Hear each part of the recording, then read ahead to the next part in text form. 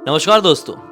Bloody सत्य के आज के इस एपिसोड में आप सभी लोगों के सामने मध्य प्रदेश के एक बिरसिंहपुर नाम के गांव में रहने वाले एक साधारण से लड़के के साथ घटी हुई ऐसी खतरनाक भूतिया घटना की कहानी लेकर आ गया हूं जिसे सुनने के बाद आप लोग ऐसी कोई भी गलती अपने सपने में भी नहीं दोहराएंगे जिसने होशो हवास में कर दिया था। दरअसल अनमोल नाम का ये लड़का क्लास 10th में पढ़ा करता था। सन 2018 की बात है। घूमने फिरने का शौकीन, छोटा सा गांव है तो क्या होता कि स्कूल से आता और अपनी साइकिल चलाने में मशगूल हो जाता, अपने 2-4 दोस्तों को पकड़ता और ये लोग अपने घर के सामने वाले इलाके में बढ़िया 1-1.5 घंटे तक साइकिल चलाते थे। थोड़ी आगे एक मैदान था, वहाँ पर खेलते कूदते और रात में यही कोई 7:30-8 बजे के आसपास अपने घर पहुँचते। कई बार घर पे डांट भी पड़ती और घर वालों का मूड अच्छा रहता तो कुछ बोलते भी नहीं। अब बचपना ऐसे ही तो होता है। लेकिन एक दिन की बात है, अनमोल के दोस्त लोग कहते हैं कि भाई हम लोग हमेशा सामने वाले मैदान में खेलने के लिए जाते हैं, साइकिल चलाने के लिए जाते हैं, हम लोग कभी भी तेरे घर के पीछे वाले इलाके की तरफ घूमने नहीं गए। अनमोल ने बोला नहीं नहीं नहीं गए तो क्या हो गया, जाएंगे भी नहीं उस तरफ, मैं तुम लोगों के साथ कभी नहीं जाऊंगा और तुम लोगों के लिए अच्छे के लिए कह रहा हूँ भाई, तुम भी मत जाना। तो इसके दोस्त लोग बोलते हम तो जाएंगे और तुझे भी लेकर जाएंगे, और नहीं गया ना तो तुझे जिंदगी भर तक फट्टू फट्टू फट्टू कहकर चिढ़ाएंगे, चाहे फिर सामने कोई भी आ जाए। दरअसल बात यह थी कि अनमोल के घर के पीछे एक पोस्टमार्टम हाउस था, मतलब वहां पर पोस्टमार्टम होता था और एक ज़माने में हुआ करता था, बहुत पहले, अभी नहीं होता था। अभी वो खाली ऐसे ही था, मतलब खंडर जैसा बना हुआ था। लेकिन वहां पर अनमोल जब कभी भी अपनी नज़र डालता था अपने घर के पीछे वाले आंगन की तरफ जाकर, तो उसको बहुत मनुष्यत सी वहां पर दिखती थी। एग्जैक्टली इसके घर के पीछे नहीं था, मतलब समझ लो इसका ये घर है, पीछे थोड़ा बड़ा खेत है और फिर एकदम वीरान सुनसान जगह में वो पोस्टमार्टम हाउस था। और दूर से दिखता था वो, लेकिन हाँ एक अजीब सी मनुष्यत जरूर समझ में आती थी। इसलिए ज़्यादा रात होने के बाद ये अपने घर के पीछे वाले आंगन में भी नहीं जाता था, और जाता भी था तो अपनी नज़रें नीचे झुका के। उसके दोस्तों ने ऐसा बोले उसको कि नहीं गया तो पट्टू पट्टू जिंदगी भर तक बोलेंगे, चाहे सामने जो कोई भी आ जाए, फिर हम नहीं सोचेंगे। बहुत कन्विंस किए और आखिरकार ये मान गया। बोला ठीक है यार चल लेंगे, लेकिन ज़्यादा देर वहाँ पर टाइम पास नहीं करेंगे। दोस्त लोग बोलते हैं ठीक है ज़्यादा देर नहीं करेंगे, और हम लोग इतने सारे लोग हैं भाई, 7-8 लोग हैं, कुछ नहीं होने वाला। तो सबकी सब अपनी साइकिल उठाते हैं अगली शाम को, और साइकिल चलाते चलाते चलाते वो पीछे वाले इलाके में पहुँच जाते हैं। पहले तो पोस्टमार्टम हाउस के बीच में है, इन लोगों ने चैलेंज लगाया कि उसका राउंड मार मार के हम लोग रेस लगाएंगे, और जो जीता वो सिकंदर, उसकी ज़िंदगी भर तक सब लोग तारीफ करेंगे, हिम्मतबाज बोलेंगे। बोले ठीक है। सब लोगों ने गोल चक्कर ला के रेस लगाना शुरू किए। एक लड़का जीत भी गया, जीता भले ही एक, लेकिन मज़ा सबको आया। अनमोल का भी डर खत्म हो गया। बोला अरे फालतू में मैं यहाँ पे आने से डर रहा था, ये तो सिर्फ एक बस पोस्टमार्टम यहाँ पर होता था, नॉर्मल सब खंडर बचा हुआ है, यहाँ पे कुछ भी क्रीपी और स्कैरी वाइब है नहीं। अब ये लोग बहुत ज़्यादा साइकिल चला चला के थक गए थे। शाम के 6:30 पौने 7 बज रहे थे, तो अब ये लोग इतने बजे तक तो बाहर ही रहते थे, है ना। तो बोले कि अरे अभी भी घर जाने का टाइम नहीं हुआ है, ये पीपल का पेड़ है, यहाँ पर बैठ जाते हैं और बैठ के थोड़ा सा टाइम पास करते, थोड़ा चिल मारते हैं, फिर साइकिल से घर जाएंगे। लोगों ने अपनी अपनी साइकिल लगा दिए और उस पीपल के पेड़ के नीचे आकर बैठ गए और थोड़ा टाइम पास करने लगे, मस्ती मजाक करने लगे।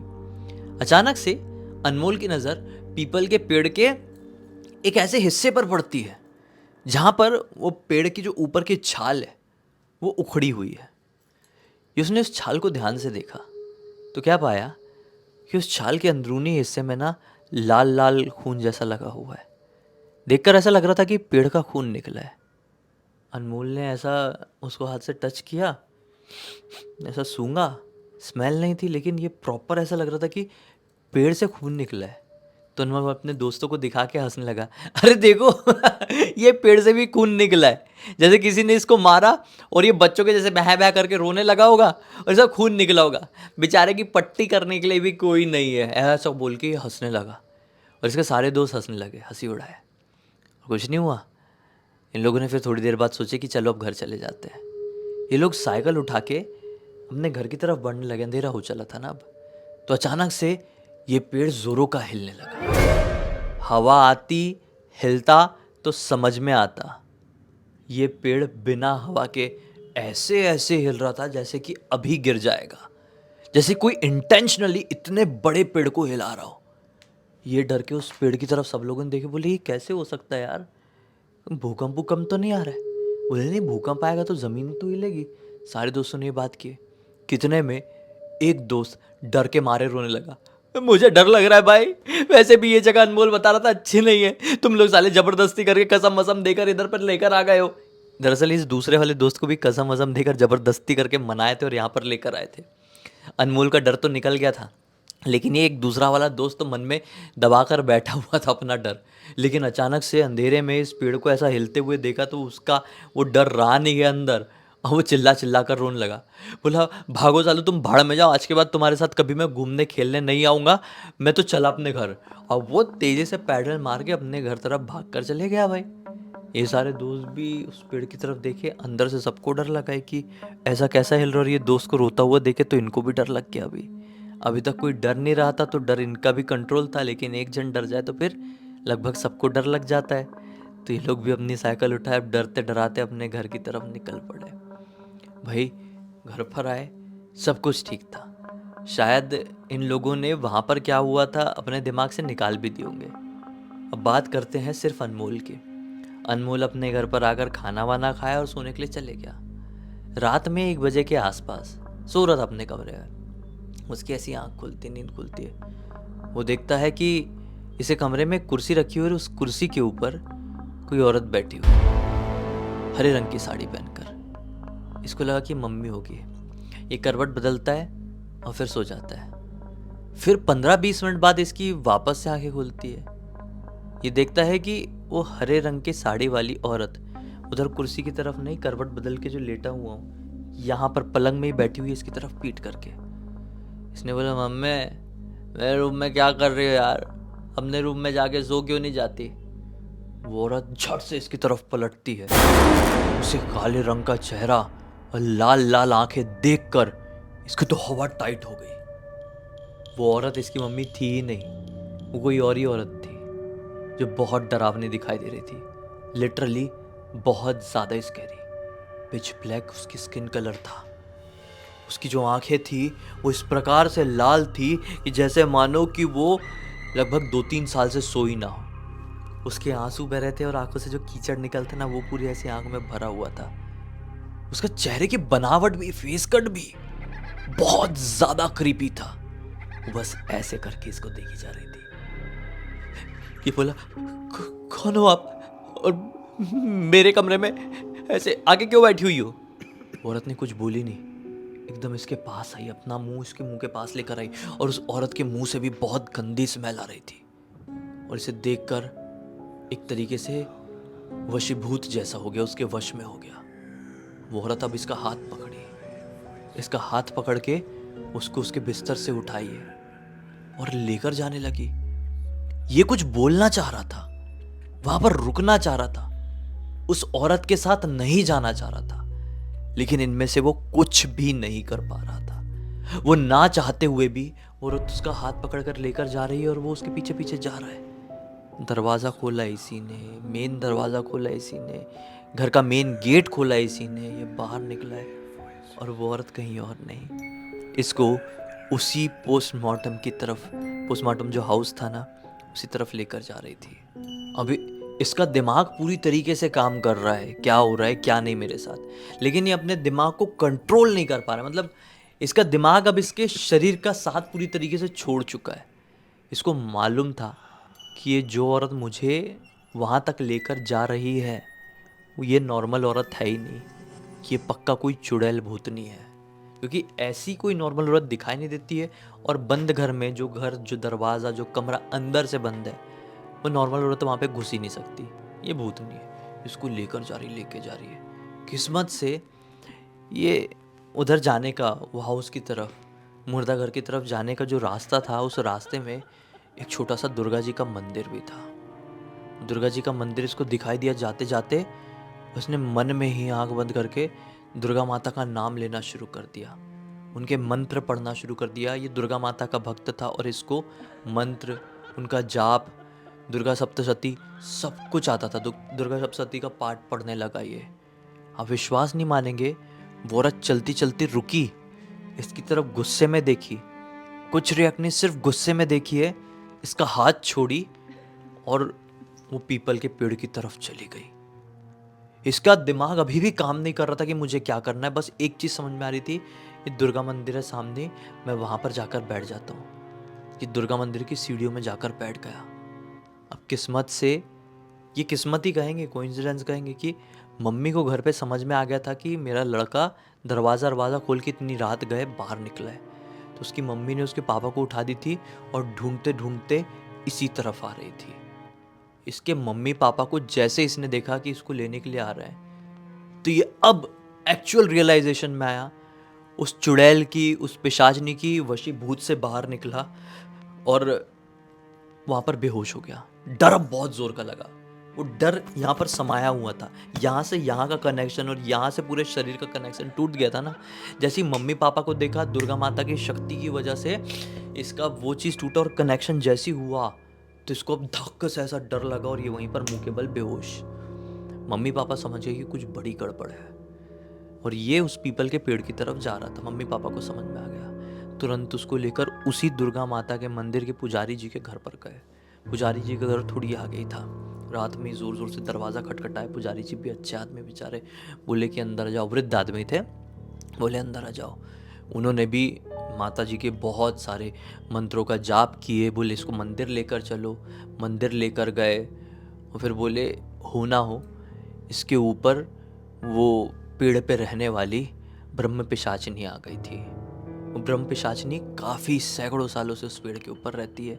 वो पेड़ खुद 200-300 साल पुराना है। वो काफ़ी समय से वहाँ पर रह रही है और उसका इसने मजाक वगैरह कुछ उड़ाया होगा, कुछ बोला होगा, उस पेड़ के नीचे कुछ किया होगा। इसको होश में आने दो। जब प्रॉपर होश में आ गया, बहुत देर तक पूजा पाठ चली उसी मंदिर में, रात से सुबह हो गई। जब वो होश में आया तब पंडित जी ने पूछे तो इसने पूरी बात बताया कि मैं अपने दोस्तों के साथ गया था और मैंने ऐसे करके हंसी उड़ाया था। तो पुजारी जी ने बोले बेटा, वहाँ पर ब्रह्म पिशाचिनी रहती है काफ़ी समय से। बोले ब्रह्म पिशाच तो पता है, ब्रह्म पिशाचिनी क्या होती है? पुजारी जी ने बताया कि बिल्कुल जो ब्रह्म पिशाच होते हैं उनका ही, एक तरीके से आसान भाषा में कहे तो उनका ही एक लेडी वर्जन, फीमेल वर्जन। बहुत ताकतवर, बहुत गुस्सैल, बहुत ज़िद्दी होते हैं। उनसे पंगा नहीं लिया जाता है किसी भी कंडीशन में। और एक बार वो आपको चिपट ले तो बस भगवान की शक्ति ही है, डायरेक्ट ईश्वरी कनेक्शन आपका, जो आपको ब्रह्म पिशाचनी, ब्रह्म पिशाच, ब्रह्म राक्षस से बचा सकता है। Direct connection. वरना वो ऐसे मंत्रों के उच्चारण से, जाप से ऐसा नहीं छोड़ते।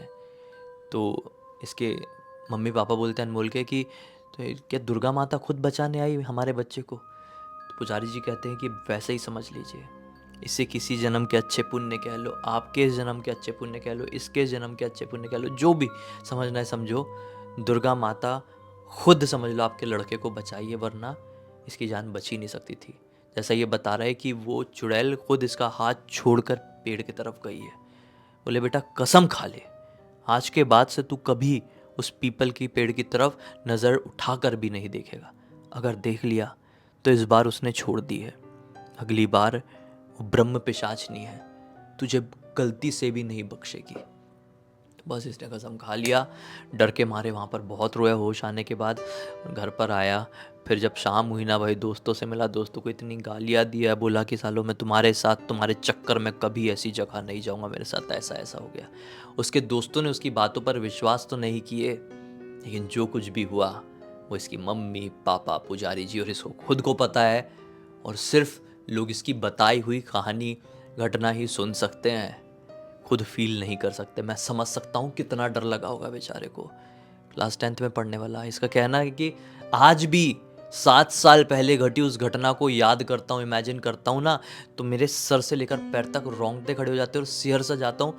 एक कमरे से दूसरे कमरे में जा नहीं पाता हूँ। भाई बड़ा हो गया हूँ अभी मैं, लेकिन फिर भी इतना डर लगता है। बिल्कुल यार, लगता ही होगा। और मुझे बिल्कुल यकीन है आपकी इस कहानी के ऊपर। और इस कहानी के ज़रिए मैं सभी को ये मैसेज देना चाहता हूँ कि गलती से भी ऐसी चीज़ों का मजाक ना उड़ाए। कोई आपको बोल दे ये जगह हॉन्टेड है, आप भले ही विश्वास ना करते हो, उस चीज़ का मजाक उड़ाते, और वहाँ पर ऐसी कोई शक्ति फंस गई ना, ऐसी जिद्दी ताकतवर शैतानी, तो जन्म लग जाएंगे वो पीछा नहीं छोड़ती है, जन्मों जन्मों तक वो पीछे ही पड़ी रहती है भाई। कई बार ऐसा होता है ना कि कोई एंटिटी है जो बिना मतलब के आपके पीछे पड़ी, आपको समझ में आता है कि मेरे पीछे कोई भूत प्रेत लगा हुआ है, लेकिन ये समझ में नहीं आ रहा है कि क्यों लग गया, मैंने तो जिंदगी में कुछ गलत भी नहीं किया हूँ। तो ऐसे भूत प्रेत कई बार पिछले जन्म के भी हमारे कर्म की वजह से हमसे जुड़े हुए रहते हैं, ये चीज़ याद रखना। और ऐसी चीज़ों से जितना दूर रहो उतना ही अच्छा है। ऐसी चीज़ों को अपने मोबाइल स्क्रीन तक, टीवी स्क्रीन तक, कंप्यूटर स्क्रीन तक ही सीमित रहो, हमारी कहानियों तक ही सीमित रखो। हम तो बता रहे हैं ना जानकारी, हम तो दे रहे हैं ना आपको मनोरंजन, सीख दे रहे हैं। तो बस भाई इसी एक नोट के साथ इस कहानी का अंत कर देते हैं। अब तक इस वीडियो को देख लिए हैं तो लाइक ज़रूर कर देना, चैनल को सब्सक्राइब करके बेल आइकन दबा के ऑल के ऑप्शन में क्लिक करना, क्योंकि इसी तरह के हैरान कर देने वाले खौफनाक वीडियोस डेली आप लोग के सामने लेके आते रहते हैं। इंस्टाग्राम की लिंक इस वीडियो के डिस्क्रिप्शन बॉक्स में मिल जाए, क्लिक करके डायरेक्टली वहाँ पर पहुँच जाना। और इसी तरह की कोई भी कहानी, टॉपिक या जानकारी आप लोग के पास भी है तो लिख भेजना ना, हो सकता है हमारा अगला वीडियो कल आपके हिसाब से ही बन रहा हो। तो चलिए कल फिर से मिलते हैं, तब तक के लिए बहुत बहुत धन्यवाद। आपका दिन शुभ हो।